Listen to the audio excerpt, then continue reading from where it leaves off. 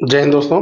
इस समय social media पर सहारा के भुगतान को लेकर के एक बहुत ही बड़ा मैसेज वायरल हो रहा है और वो कई हमारे यूट्यूबर साथी वीडियो के माध्यम से अपने चैनल पर डाल करके बता भी रहे हैं। और 21 मई को जो एक सुनवाई हुई थी सुप्रीम कोर्ट के अंदर, राजेश चंद्र हजेला वर्सेज डायरेक्टर वर्किंग और मैनेजिंग वर्किंग सहारा इंडिया परिवार के बीच में, उस पर जो ऑर्डर आया है उसके बारे में बात करेंगे। तो कई अन्य पहलू है, उस पर हम लोग थोड़ा सा एनालिसिस करेंगे, आपके साथ साझा करेंगे अपनी बात। तो सबसे पहले जो 21 मई को सुनवाई हुई थी उसमें जो ऑर्डर आया है, उसमें जो उच्च न्यायालय लखनऊ का जो ऑर्डर था जिसमें पिटिशनर ने क्लेम किया था अमाउंट, उस अमाउंट को पूरा जमा करने की बजाय कुछ अमाउंट जमा किया गया था और उच्च न्यायालय के ऑर्डर के मुताबिक क्लेम अमाउंट पूरा जमा नहीं किया गया और उस अमाउंट को जमा करने की बजाय सहारा या उससे जुड़े लोग उच्च न्यायालय के आदेश को नहीं माने, जिस पर ये केस सुप्रीम कोर्ट पहुंचता है और कई वर्ष तक सुप्रीम कोर्ट के अंदर 2022 से कंटिन्यू सहारा इसको टालते जा रहा है या उसके लोग टालते जा रहे हैं। जो 21 मई को आदेश जारी हुआ उसमें यही आदेश है कि जो अमाउंट उच्च न्यायालय के केस के चलते समय में क्लेम अमाउंट का जो हिस्सा जमा कराया गया था और जो क्लेम अमाउंट पूरा है, तो जो जमा अमाउंट है उसको काट करके जो शेष अमाउंट है 1 महीने के अंदर पूरा पैसा को जमा कराया जाए सुप्रीम कोर्ट के रजिस्ट्री ऑफिस में, उस अमाउंट को जमा कराया जाए। लेकिन यहाँ पर मैं एक बात कहूंगा कि जब उच्च न्यायालय या उसके बाद उच्चतम न्यायालय इस बात को स्वीकार कर रही है कि जो पिटिशनर ने क्लेम किया है अमाउंट वो सही है और सही माना है, तभी जो है उस अमाउंट को जमा कराया जा रहा है अपने पास में, अपने देखरेख में उस पैसे को रखा जा रहा है। तो ऐसा क्यों किया जा रहा है?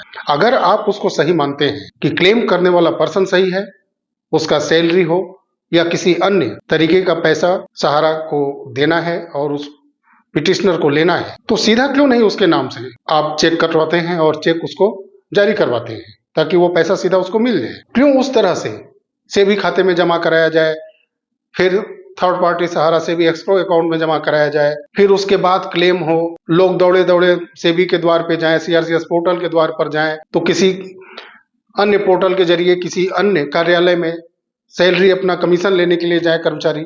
जब आपने स्वीकार किया, चाहे वो उच्च न्यायालय हो चाहे वो उच्चतम न्यायालय हो, तभी तो पैसा जमा करा रहे हैं ना। अब उसके बाद कौन सा इन्वेस्टिगेशन अब बचा हुआ है? तो सीधा क्यों नहीं जो पिटिशनर पक्ष है, जो क्लेम अमाउंट है, उसको सीधा चेक जारी करवाइए आप और वो आज के डिजिटल दौर में सीधे उसके बैंक खाते में जाए। सरकार के पास या अपने रजिस्ट्री दफ्तर में उस पैसे को जमा कराने का कोई औचित्य हमें समझ में नहीं आता है और मेरा कोई अवमानना करने का नियत नहीं है, ना ध्येय है, लेकिन मेरा एक क्वेश्चन तो बनता है ऐसे सिस्टम के ऊपर कि जब सरकार सारा कुछ डिजिटल कर रही है और लोगों के हक का पैसा योजना से हो, सब्सिडी हो या कोई ऐसा सहायतार्थ सरकार पैसा दे रही है, तो वो सीधा भ्रष्टाचार से बचाते हुए उसी पर्सन के खाते में जा रहा है जिसके लिए सरकार करना चाहती है काम। तो कोर्ट ऐसा क्यों नहीं कर रहा? जमाकर्ताओं के जो सहारा के जमाकर्ता हैं, कर्मचारी हैं, एजेंट हैं, नीचे से लेके ऊपर तक जो कार्य करने वाले लोग हैं, जो कि क्लेम किए हैं पैसे का, जब आपने सही मान लिया तो पैसा सीधे उनके खाते में जाना चाहिए। दूसरी बात हम लोग चलते हैं, जो कि सबसे बड़ा इस समय यूट्यूब पर एक ऐतिहासिक वीडियो मैं कहूंगा बन रहा है और आ रहा है, जिसमें कि कहा जा रहा है कि पिछले 10 से 20 दिन के अंदर सीआरसीएस टीम और सहारा मैनेजमेंट टीम की बैठक हुई और उसमें 1 से 2 महीने के बाद कार्यालय के माध्यम से किसी दूसरे अन्य पोर्टल को बनाया जाएगा और उसके माध्यम से 25 लाख रुपए तक का भुगतान किया जाएगा। ये मैं समझता हूं कि बिल्कुल ये फेक है, फर्जी है, ये मैं नहीं मानता, लेकिन आशावादी हूं, आशा करता हूं कि ये सत्य निकले और भुगतान का रास्ता 25 लाख तक के जमाकर्ताओं का जो है उनका साफ हो जाए, उनको पैसा ही मिल जाए। आशा उम्मीद तो यही है, लेकिन ये फर्जी है क्योंकि 10,000 रुपए और फिर 50,000 रुपए तक जिनको मिला है सीआरसीएस पोर्टल के माध्यम से और जिनका 50,000 के ऊपर अभी अमाउंट शेष बचा है, उनको ही पैसा नहीं मिल पा रहा।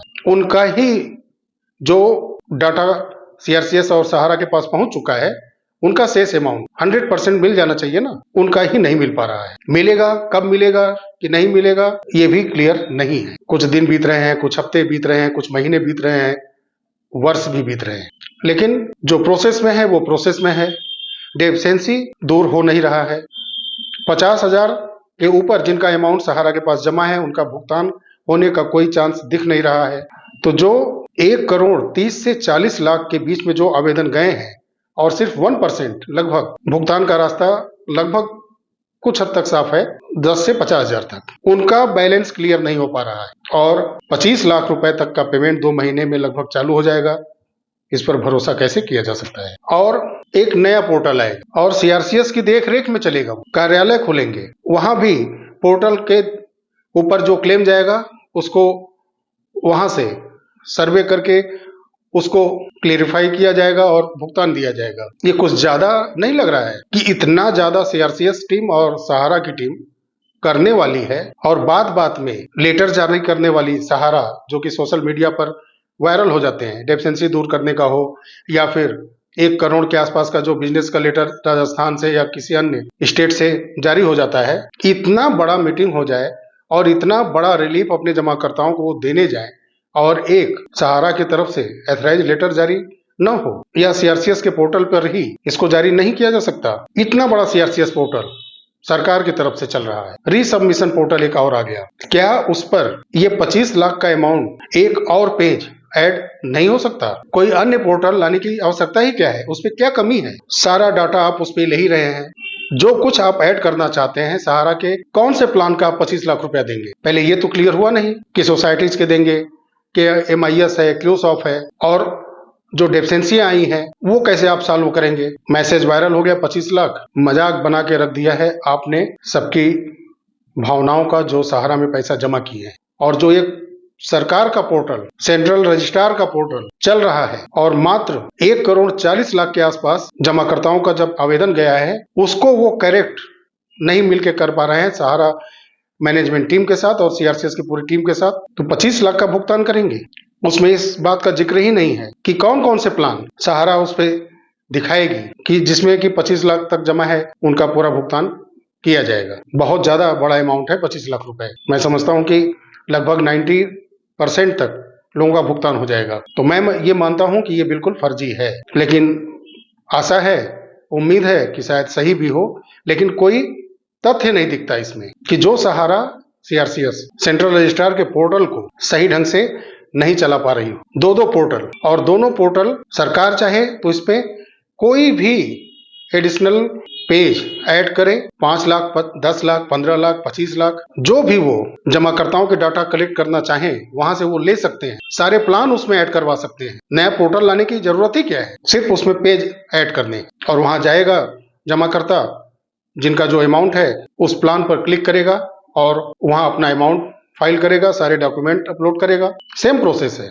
सारे पेज के ड्रॉप डाउन लिस्ट में डाटा दिए जा सकते हैं और वहां से जमाकर्ता को एथराइज किया जा सकता है कि आप आइए, ये सारे प्लान हैं, जिस प्लान में आपका बॉन्ड है, लीगल जो बॉन्ड है आप उसको दीजिए और हम यहाँ से एक्सेप्ट करेंगे। सहारा की पूरी टीम उसको जांचेगी, परखेगी और पैसा देगी।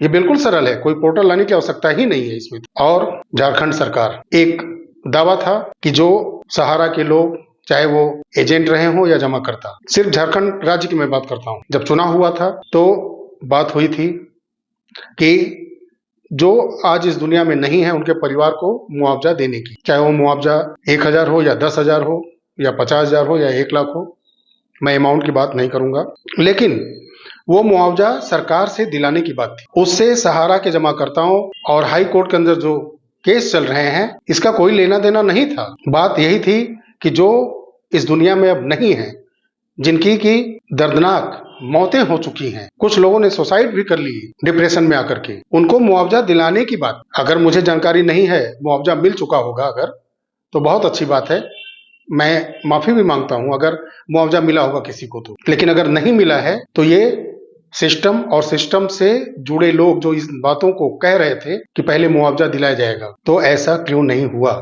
सहारा इंडिया को आप समझिए कि इस वीडियो के शुरू में मैंने जो बात कहा था, लखनऊ उच्च न्यायालय में केस चल रहा था, वहां आदेश के अनुरूप काम सहारा ने किया नहीं, पिटीशन फाइल हो गया सुप्रीम कोर्ट में, मामला सुप्रीम कोर्ट में चलने लगा, कई वर्ष बीत गए, एक आदेश आया है और फिर अगस्त का डेट उसमें पड़ा है। झारखंड के अंदर सीआईडी की जांच है, मामला हाई कोर्ट में है, हलफनामे पे हलफनामे दायर किए जा रहे हैं। अगर वहां केस सरकार के पक्ष में या एनजीओ की तरफ से जो एफआईआर हुए हैं उनके पक्ष में जाते भी हैं तो सहारा को आप जानते नहीं है क्या, फिर एक याचिका सुप्रीम कोर्ट में और मामला वहां का वहीं पर रुक जाएगा। फिर डेट पर डेट बढ़ते जाएंगे और जैसे दिल्ली कोर्ट हो, हाई कोर्ट, उत्तर प्रदेश का हाई कोर्ट हो या झारखंड का हाई कोर्ट हो, इनके फैसले जा करके सील हो जाते हैं सुप्रीम कोर्ट के अंदर। एक नए तरीके से सुनवाई का डेट वर्षों वर्षों तक चलता रहता है। वही चीज झारखंड में भी होगा। हो सकता है कि उस दौरान थोड़े बहुत शायद गिरफ्तारी हो जाए, वो शायद मैं कह रहा हूं क्योंकि कुछ मैं याद अपने वीडियो में पहले कह चुका हूं कि बक्सर कंज्यूमर कोर्ट का एक आदेश हुआ था। एक याचिकाकर्ता पैसा जमा किया था और उसका पैसा बार बार आदेश के बाद जमा नहीं करने पर गिरफ्तारी का गैर जमानती वारंट जारी हुआ था हेड ऑफिस के मैनेजमेंट टीम के कुछ लोगों के विरुद्ध में। बक्सर के उस कंज्यूमर कोर्ट के आदेश का भी कोई भी इंप्लीमेंट नहीं हुआ। सिद्धार्थनगर डिस्ट्रिक्ट कोर्ट का आदेश हुआ, किसी की गिरफ्तारी हुई, कुर्क हुआ कुछ नहीं। यही चीज झारखंड में भी होगा। वहां वोटिंग के समय जो बातें हुई थी वो बिल्कुल नहीं हुई। बात हुई थी भुगतान कराने की, सहारा के संपत्तियों को बेच करके सीधे उस पैसे को जमाकर्ताओं को वापस करने की बात हुई थी। जो इस दुनिया में नहीं है उनके परिवार को मुआवजा सीधे देने की बात हुई थी। जांच तो वर्षों से चल रहे हैं, 2010-12 से, लगभग 15-16 साल से। तो जब यही करना था वहां पर और यही होना ही है और यही हुआ है तो इतना ज्यादा चुनाव के समय शोर शराबा करने की क्या जरूरत थी कि मुआवजा दिलाएंगे और प्रॉपर्टियों को नीलाम करवा करके सीधे हम उपभोक्ताओं को, जमाकर्ताओं को पैसा दिलाएंगे। सीआईडी जांच की, डीजीपी वहां के काफी सक्रिय थे।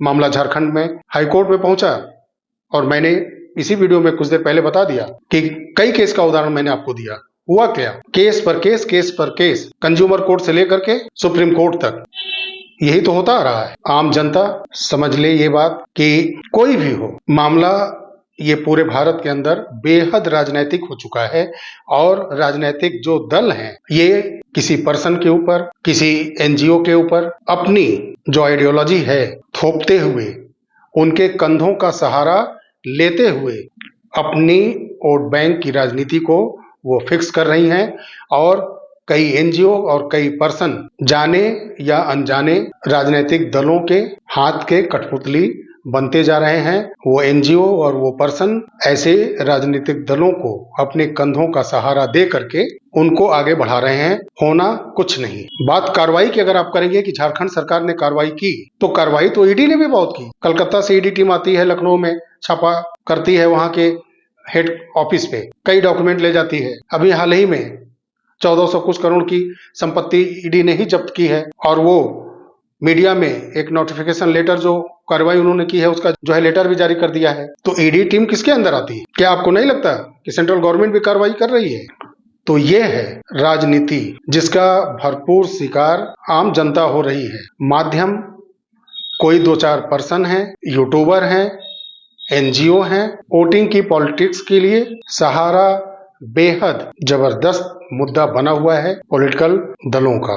मैं ये मानता हूं कि जो ये वीडियो चल रहे हैं, मेरा तनिक भी उस पर विश्वास नहीं है। अगर करना होता, होना होता इतना बड़ा डिसीजन तो सहारा और सीआरसीएस की एक संयुक्त प्रेस कॉन्फ्रेंस होती और सीधा उसमें बताया जाता पूरे देश के सहारा के जमाकर्ता इस खुशखबरी को सुन करके मैं क्या कहूं, उनके घर में कितनी खुशियां आ जाती। लेकिन ऐसा है नहीं। ऐसे पैसे दिलाने के लिए बहुत ही कड़े और स्ट्रिक्ट सुप्रीम कोर्ट की तरफ से आदेश और उसको इम्प्लीमेंट कराने के जो सरकार है वो प्रमुख जरिया होना चाहिए। बिना दोनों के चाहे कुछ भी नहीं हो सकता।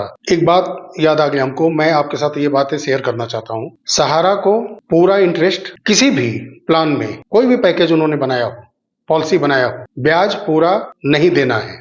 जो टीडीएस उन्होंने अपने कर्मचारियों या बड़े जमाकर्ताओं से काटे हैं वो नहीं देना है। जो उन्होंने एक बड़ा खेल खेला था ज्वाइनिंग पॉइंट का, उस ज्वाइनिंग पॉइंट का जो अमाउंट बनता है वो अमाउंट भी नहीं देना है। मैंने एक आंकड़ा रखा है इसका अपने पास, लगभग अगर देखा जाए तो 1 लाख करोड़ के आसपास। अगर इस समय अगर ये जो फ्लैट, अगर जितना इन्होंने अमाउंट लिया है आम जमाकर्ताओं से, चाहे वो कन्वर्जन करके जो बांट दिया है उतना ही अमाउंट अगर ये देते हैं और ये सारी चीजें अगर ये बचा लेते हैं तब भी ये 1 लाख करोड़ के आसपास इनके पास बच सकता है।